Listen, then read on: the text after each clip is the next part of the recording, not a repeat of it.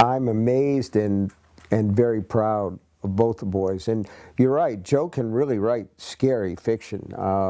Nosferatu and the first book, Heart-Shaped Books, are really terrifying in some ways. And if he learned anything from the old man, he learned that the way to really scare people is to make readers care about the characters. The characters seem really real, so that when they get into trouble, when they get into a situation that scares them, it scares you. So, but Owen is a terrifically accomplished writer, and he's got a sense of humor that he gets from me and from his mother, and that shows up in the books. And he's very different from Joe, but he's also really, really good at what he does. He's a great storyteller. I think they get that from both sides of the family, because Tab's written 7 books, and she's got this terrific grasp of what it's like to live in Maine. I mean, we're both Maine people, and we both have some of that,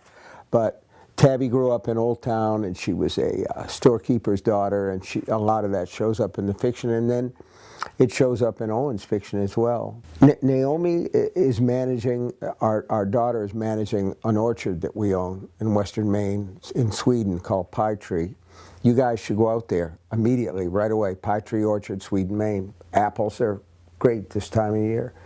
And she's doing a terrific job, and the place is a roaring success because she's brought in a lot of innovations. So we're terrifically proud of her, and she's also a good writer when she wants to. It's just not, she wasn't drawn the same way as the boys. And we never ever pushed them and said, this is what we do, therefore it's what we want you to do. And that always makes me nervous when parents say, well, you should be a lawyer, you should be a doctor, you should do this or the other thing.